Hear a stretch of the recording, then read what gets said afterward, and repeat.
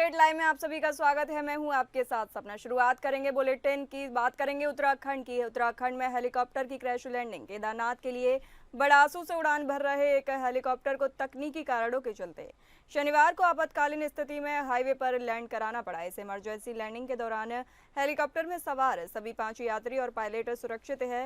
हादसे में हेलीकॉप्टर के पिछले हिस्से को नुकसान पहुंचा है और हाईवे पर खड़े एक वाहन को टक्कर से क्षति हुई है। घटना की जानकारी मिलते ही Uttarakhand civil aviation development authority ने मामले का संज्ञान लिया और इसे नागरिक उड्डयन महानिदेशालय को रिपोर्ट किया है। अधिकारियों ने बताया कि मामले की जांच शुरू कर दी गई है।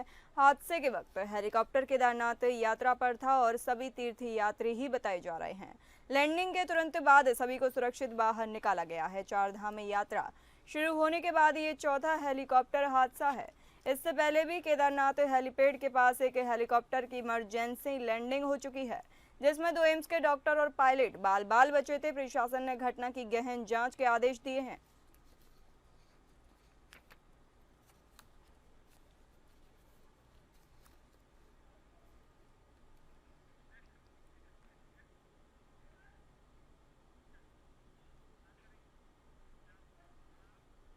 बात करेंगे बिहार की। बाल बचे तेजस्वी यादव। बता दें, हाजीपुर में एक सड़क हादसे में आरजेडी नेता और बिहार के पूर्व उप मुख्यमंत्री तेजस्वी यादव बाल बच गए। हाजीपुर मुजफ्फरपुर NH 22 पर गोरोल थाना क्षेत्र के अंतर्गत गोड़िया पुल के निकट पिछली रात्रि अनियंत्रित ट्रक ने नेता विरोधी दल तेजस्वी प्रसाद यादव के काफिले में शामिल वाहन में जोरदार टक्कर मार दी। इसमें एस्कॉर्ट में शामिल सुरक्षा कर्मी और ड्राइवर घायल हो गए। सभी को तेजस्वी प्रसाद यादव खुद इलाज के लिए सदर अस्पताल लेकर पहुंचे, जहां डॉक्टरों ने घायलों का इलाज किया। घायलों की पहचान रामनाथ यादव, लल्लन कुमार और धर्मवीर कुमार के रूप में हुई है।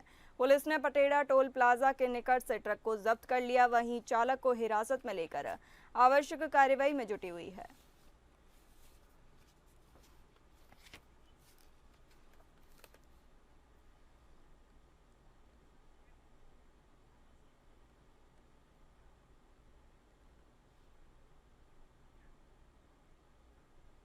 राजद नेता और नेता प्रतिपक्ष तेजस्वी यादव ने पटना में प्रेस को संबोधित करते हुए मुख्यमंत्री नीतीश कुमार और राज्य सरकार पर तीखा हमला बोला। उन्होंने कहा, लगातार अपराध बढ़ते जा रहे हैं और सरकार ना जाने किस नशे में बैठी है। पुलिस बेबस है, अपराधी बेखौफ हैं।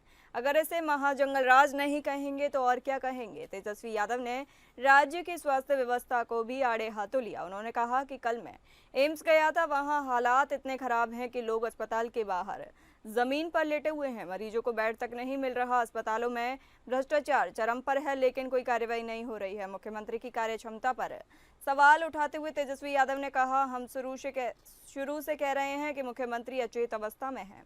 अब वे बिहार या सरकार चलाने लायक नहीं रह गए हैं। उन्होंने अपने ही मंत्रियों और विधायकों के नाम तक याद नहीं रहते। हालांकि उन्होंने ये भी जोड़ा कि मुख्यमंत्री की उम्र पर मैं कोई टिप्पणी नहीं करना चाहता, लेकिन सवाल 13 से 14 करोड़ बिहार वासियों का है। तेजस्वी यादव का ये बयान ऐसे समय आया जब बिहार में कानून व्यवस्था को लेकर विपक्ष सरकार पर लगातार हमलावर है।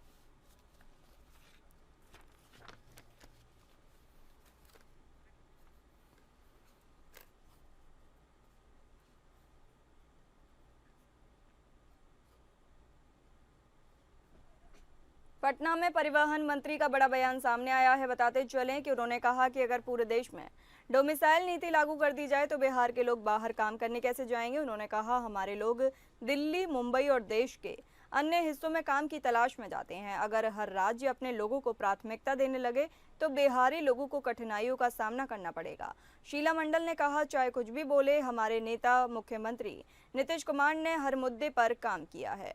उन्होंने पिंक बस सेवा को लेकर कहा कि यह महिलाओं की सुरक्षा और सुविधा के लिए लेकर शुरू की गई है। अभी पूरे राज्य में इसका विस्तार बाकी है। CNG बसें भी चलाई जा रही हैं और पिंक बस सेवा को और बेहतर किया जाएगा। वहीं चिराग पासवान पर निशाना साधते हुए मंत्री ने कहा, वो अपने बयानों पर टिकते नहीं हैं। कभी कहते हैं नीतीश कुमार गार्जियन हैं और बहुत ही अच्छा काम कर रहे हैं और फिर अचानक बयान बदल देते हैं।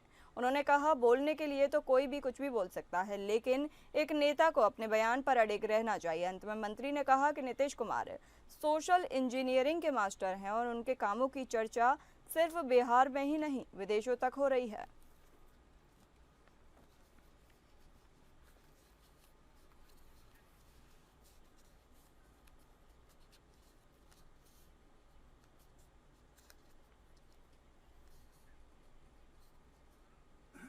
भागलपुर जिले के नाथनगर स्थित पुलिस प्रशिक्षण सीटीएस में मद्य निषेध विभाग के प्रशिक्षु सिपाहियों का पारेड परेड हुआ, जिसमें कुल 363 प्रशिक्षुओं ने भाग लिया। इसमें 123 महिला प्रशिक्षु शामिल थी। सीटीएस के प्राचार्य रवीश कुमार ने सभी प्रशिक्षुओं को कर्तव्य निष्ठता का पाठ पढ़ाया और ईमानदारी पूर्वक अपनी ड्यूटी करने की बात कही। उन्होंने शुभकामना देते हुए कहा कि आप जहां भी तैनात रहें, जनहित में काम करें। इन लोगों का 3 महीने तक प्रशिक्षण हुआ था। पारेड परेड के बाद अब इन लोगों का अलग अलग जिलों में तैनाती होगी।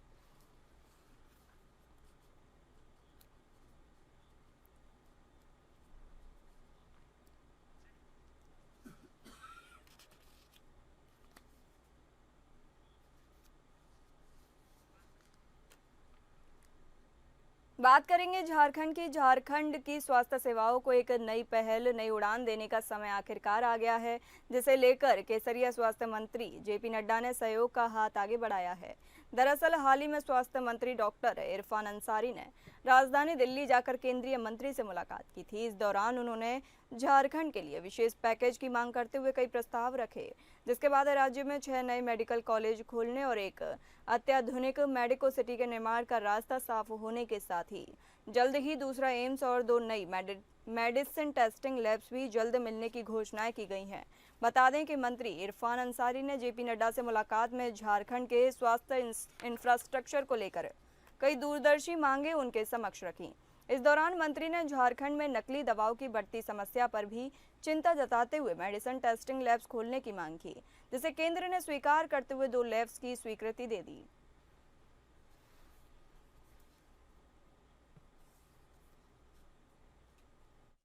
सबसे पहले मैं बताना चाहता हूँ कि झारखंड के सभी हॉस्पिटलों में, चाहे बड़ा हॉस्पिटल हो चाहे वो छोटा हॉस्पिटल हो, सीसीटीवी लगी हुई है।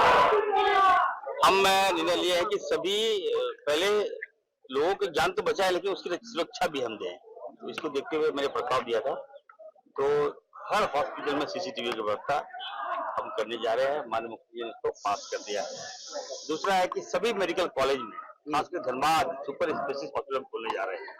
वहाँ 162 पोस्ट हमने चयन किया और ये हम लाए थे कैबिनेट में, ये भी मुख्यमंत्री ने मंजूरी दे दिया मुझे। झारखंड के पूर्व मुख्यमंत्री और ओडिशा के पूर्व राज्यपाल रघुवर दास जामताड़ा के केंदुआ टांड पहुंचे, जहां उन्होंने सिद्धू कान्हू की प्रतिमा पर माल्यार्पण कर उन्हें नमन किया। इस अवसर पर उन्होंने आदिवासी शौर्य को सलामी दी और आदिवासियों को उत्थान की बात कही। पत्रकारों से बातचीत करते हुए रघुवर दास ने कहा कि झारखंड के आदिवासियों की हालात देखकर उन्हें ओडिशा के राज्यपाल पद से इस्तीफा देना पड़ा। उन्होंने कहा कि आदिवासियों के उत्थान के लिए उन्होंने हमेशा काम किया है और आगे भी करते रहेंगे। उन्होंने युवा शक्ति और समाज को जगाने की आवश्यकता पर जोर दिया। रघुवर दास ने हेमंत सरकार पर निशाना साधते हुए कहा कि बांग्लादेशी घुसपैठियों और लफ्ज़ जिहाद के मुद्दे पर सरकार विफल रही है। उन्होंने आदिवासियों की दयनीय स्थिति पर भी सरकार को घेरा।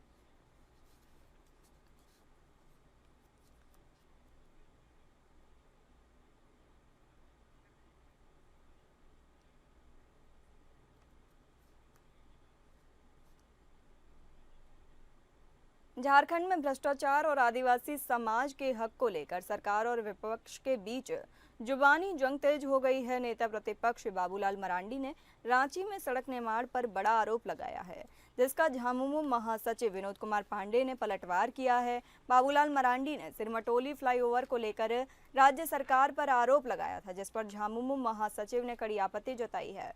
विनोद कुमार पांडे ने कहा कि आदिवासी समाज को गुमराह करने के लिए मरांडी की यह साजिश है। गौरतलब है कि 4 जून को आदिवासी संगठनों ने सिरमटोली फ्लाईओवर से उतरने वाले सरना स्थल समेत रैंप हटाने की मांग को लेकर सरकार के खिलाफ प्रदर्शन किया था। हालांकि मुख्यमंत्री हेमंत सोरेन ने 5 जून को फ्लाईओवर का उद्घाटन कर दिया, जिस पर मरांडी ने आपत्ति जताई।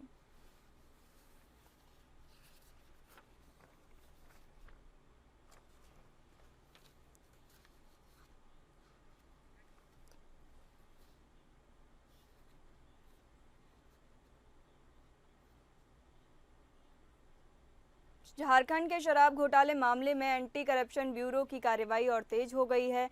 इस मामले के मुख्य आरोपी आईएएस विनय कुमार चौबे और उनके कारोबारियों की करीबियों की आय से अधिक संपत्ति की जांच की और जांच पर अब राज्य सरकार ने अनुमति दे दी है। जानकारी के अनुसार निलंबित आईएएस चौबे के करीबियों में उनकी पत्नी साला के अलावा कारोबारी विनय सिंह व उनकी पत्नी के शामिल होने की पुष्टि हुई है। एसीबी की जांच में गिरफ्तार आईएएस चौबे और उनके परिवार के खिलाफ अवैध तरीके से संपत्ति अर्जित करने के संबंध में साक्ष्य मिलने का दावा किया गया है, जिसके आधार पर टीम ने चौबे व उनके करीबियों की संपत्ति की जांच के लिए प्रिलिमिनरी इंक्वायरी दर्ज करने का प्रस्ताव भेजा। खबर आई है कि राज्य सरकार ने इस प्रस्ताव को अब मंजूरी दे दी है।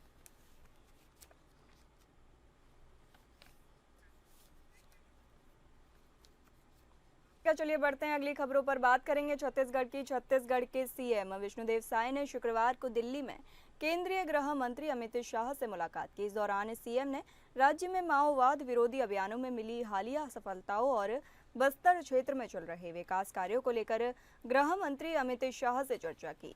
सीएम साय ने केंद्रीय गृह मंत्री को बताया कि राज्य की नई रणनीति और केंद्र के निरंतर समर्थन से नक्सल विरोधी अभियान निर्णायक चरण में पहुंच गया है। पिछले 1.5 साल से चलाए गए सघन अभियानों से महत्वपूर्ण परिणाम मिले हैं, जिसमें 1428 माओवादियों का आत्मसमर्पण भी शामिल है, जो पिछले 5 सालों की तुलना में उल्लेखनीय वृद्धि है।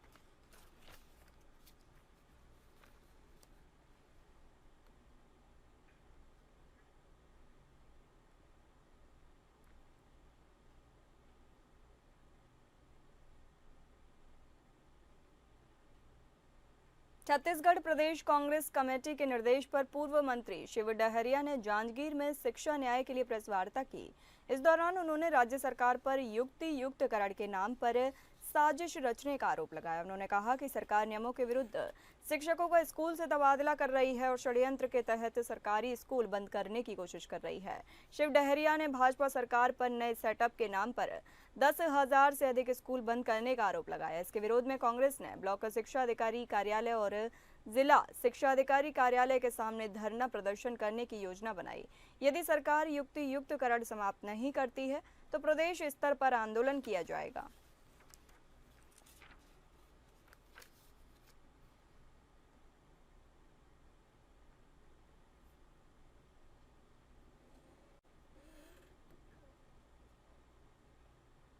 राष्ट्रीय महिला आयोग की अध्यक्ष विजय रहाटकर ने रायपुर प्रवास के दौरान बीपीओ केंद्र का दौरा किया। उन्होंने बीपीओ में कार्य प्रणाली को देखा और उसकी सराहना की।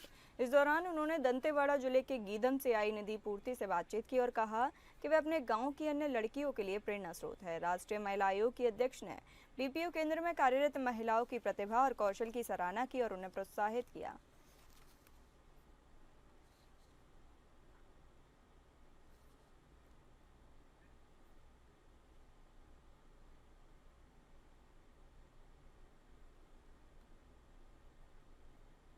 छत्तीसगढ़ के सरकारी स्कूलों में कार्यरत स्कूल सफाई कर्मचारियों ने अपनी मांगों को लेकर आंदोलन तेज कर दिया है।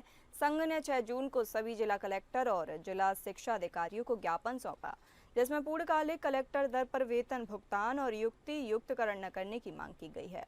स्कूल सफाई कर्मचारियों की प्रमुख मांगे हैं पूर्णकालिक कलेक्टर दर पर वेतन भुगतान, युक्तियुक्तकरण न किया जाना। स्कूल सफाई कर्मचारियों ने कहा कि यदि उनकी मांगें 10 जून तक पूरी नहीं की गईं तो वे अनिश्चितकालीन हड़ताल पर जाने के लिए मजबूर होंगे। संघ ने कहा कि 15 वर्षों से अधिक समय से कार्यरत कर्मचारियों की उम्र 40 से 50 वर्ष हो चुकी है और यदि युक्तियुक्तकरण किया जाता है तो वे बेरोजगार हो जाएंगे।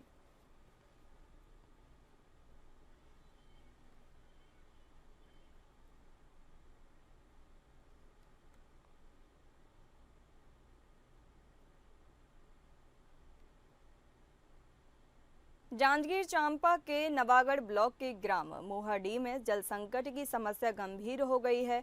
गांव के लोग एक कुएं के पानी से जीवन यापन कर रहे हैं, जिसमें 1200 से अधिक घरों के लोग पानी भरते हैं। गांव में 100 से अधिक बोर और नल खनन किए गए हैं, लेकिन एक बूंद पानी नहीं निकलता। ग्रामीणों को बूंद बूंद पानी के लिए तरसना पड़ रहा है। लोग नहाने और खाने के लिए भी पानी की कमी का सामना कर रहे हैं। गांव में एक ही कुआं है जिसमें पानी है और लोग रात 3 बजे से ही लाइन लगाकर पानी निकालते हैं।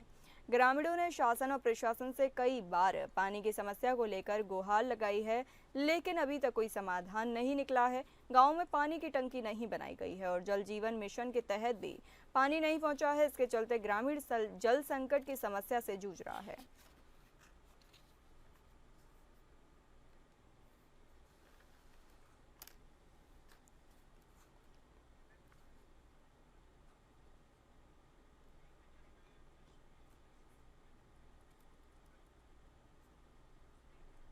बात करेंगे राजस्थान की। राजस्थान के आमेर में वंदे गंगा जल संरक्षण जन अभियान के तहत पर्यावरण दौड़ और तिरंगा यात्रा का आयोजन किया गया, जिसमें भाजपा हरियाणा प्रभारी, भाजपा राजस्थान पूर्व प्रदेश अध्यक्ष doctor Satish Punia, CRPF, CISF जवानों, अधिकारीगण, कर्मचारीगण, युवाओं, एनएसएस, एनसीसी कैडेट्स, आमजन एवं कार्यकर्ताओं के साथ शामिल हुए। सतीश पुनिया आमेर के नाहरगढ़ जैविक उद्यान में वंदे गंगा जल संरक्षण जन अभियान के तहत रन फॉर एनवायरनमेंट कार्यक्रम में श्रमदान एवं वृक्षारोपण कर तिरंगा यात्रा में शामिल हुए और जल संरक्षण तथा पर्यावरण संरक्षण की सभी को शपथ दिलाई।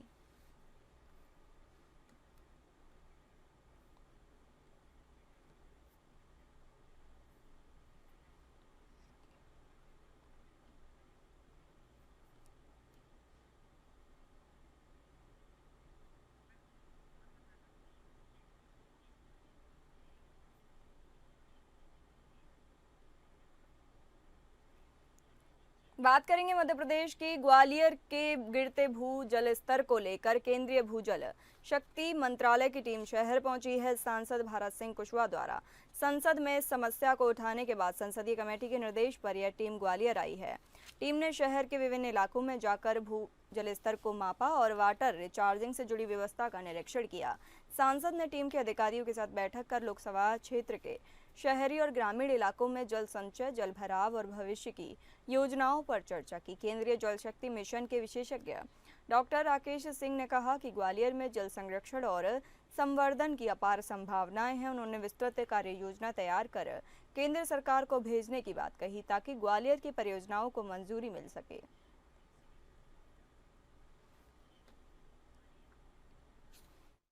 जी ने ये पहलू दिखाया कि ग्वालियर शहर का हमारा ग्रे ब्लॉक में या अतिदोहित क्षेत्र में जा रहा है, तो उनको लगा कि हमारे जो 4 तालाब हैं, बीरपुर और ये मामा का बांध, उस तालाबों का जीर्णोद्धार सही हो जाए जो ऊपर के क्षेत्र में है, तो उससे शहर का पानी उपलब्ध रहेगा। एक तो उनका एक सोच ये था, तो उस सोच को देखा गया।